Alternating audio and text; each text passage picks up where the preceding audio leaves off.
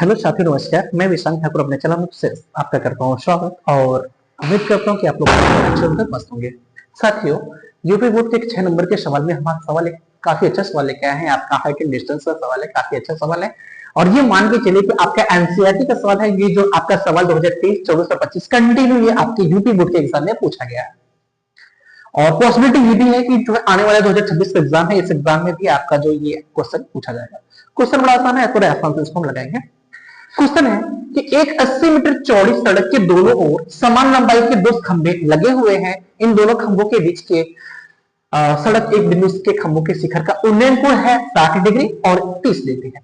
खंभों की ऊंचाई वो खंभों के बीच खंभों के बिंदु से दूरी ज्ञात करनी है। मतलब कहने का मतलब ये है ना कि दो खंभे आपके लगे हुए हैं समान ऊंचाई के, और ये सड़क के एक सड़क के किनारे हैं, एक 80 मीटर का सड़क है और दोनों के किनारे आपके दो समान खंभे लगाए गए हैं और उस दोनों खंभों की जो लंबाई है वो क्या है, आपके समान है। तो हम लेंगे कि जो आपका ये वाला खंभा होगा इसकी ऊंचाई x मीटर और इसकी ऊंचाई x मीटर हो जाएगी। ठीक है साथियों, इसके बाद हम बात करेंगे ना, कोई बिंदु है, इस बिंदु से एक खंभे का उन्नयन कोण 30 डिग्री है और एक खंभे का उन्नयन कोण 60 डिग्री है। तो हम क्या करेंगे कि हम यानी कि जो बीसी की जो दूरी है इसको हम y ले लेंगे। जब बीसी को हमने y ले लिया तो आपका जो CD हो जाएगा वो 80 माइनस y हो जाएगा।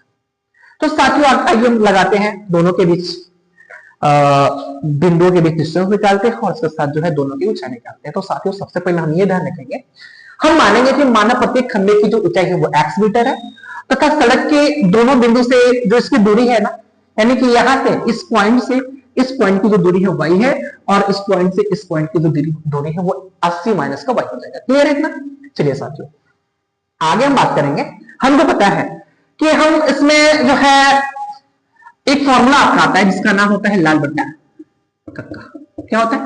लाल बट्टा कक्का। अच्छा, इसमें ना लंब और आधार की बात हो रही है। लंब और आधार का मतलब होता है tan थीटा। लंब और आधार का मतलब हो जाएगा आपका tan थीटा, यानी tan थीटा बराबर लंब बट्टा आधार।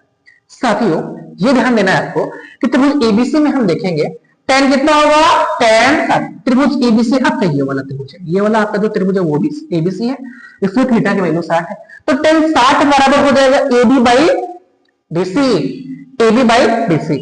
tan 60 का मान करने में 3 होता है और AB की वैल्यू x हमने लिया है और BC की वैल्यू हमने y ले लिया है। इसका हम करेंगे इसमें क्रॉस मल्टीप्लाई, तो हमारा हो जाएगा x बराबर √3 इंटू y, समीकरण नंबर 1।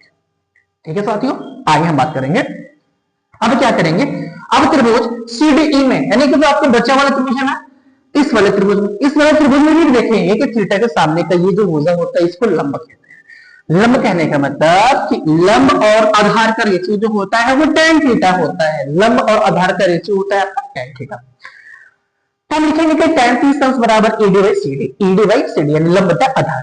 ED tan 30 की जो वैल्यू होती है 1 बट्टा में करने में 3 और ED के मान हमने x ले लिया है और इसका हो जाएगा 80 माइनस y। साथियों आगे हम देखेंगे, इसका हम करेंगे क्रॉस मल्टीप्लाई। तो क्रॉस मल्टीप्लाई करने पे क्या हो जाएगा आपका, इसका इसमें करिए, इसका इसमें करिए। ठीक है, हाँ इसका इसमें करेंगे तो हमको x की वैल्यू मिल जाएगी। x की वैल्यू आपकी क्या मिली, 80 माइनस y बाई करने में 3 इक्वल टू x। अब क्या करेंगे, ये समीकरण दो तो लेंगे। अब इस x की वैल्यू ना, इस x की वैल्यू हम पुट करेंगे समीकरण 1 और 2 से ले लेते हैं। तो ध्यान दीजिएगा यहाँ पे एक टर्म है, x की वैल्यू आपका इतना दे रखा है 3 इंटू y और यहाँ पे इस x की वैल्यू आपका इतना दे रखा है। दोनों तो x की वैल्यू है, जब दोनों x की वैल्यू है तो दोनों वैल्यू आपस में इक्वल हो जाएंगे। जब दोनों वैल्यू आपस में इक्वल हो जाएंगे तो हम लिखेंगे क्या, √3 into y equal to 80 minus का y इक्वल टू √3। इसका इसमें क्रॉस मल्टीप्लाई कर दीजिए। जब इसका इसमें क्रॉस मल्टीप्लाई करेंगे ना तो ये हो जाएगा, करनी में 3 का मल्टीप्लाई करने में 3 होगा तो 3y हो जाएगा equal to 80 minus y। y को इधर लाएंगे तो आपका 4y हो जाएगा बराबर 80। y बराबर हो जाएगा 80 बट्टा में 4 का मतलब होता है 80 बट्टा में 4 का मतलब होता है, यानी कि y की वैल्यू आपकी आ गई 20 मीटर। आगे हम क्या करेंगे, इस y का जो मान है ना वो समीकरण 1 या 2 किसी में पुट कर दीजिए, कोई फर्क नहीं पड़ता है। तो समीकरण 1 में हमने पुट किया और समीकरण 1 में जैसे हम पुट करेंगे ना, समीकरण 1 आपका ये है ना √3 इंटू x अपन y, इसमें y की जगह पे हम रखेंगे 20, तो करनी में 3 इक्वल टू x बट्टा में 20। अब इसका हम क्रॉस मल्टीप्लाई कर दीजिए तो x बराबर हो जाएगा 20 करनी में 3। इसका मतलब कि जो दोनों खंभों की ऊंचाई आई है आपकी, x का मान जो हमारा आया है वो 20 करनी में 3 मीटर आया है।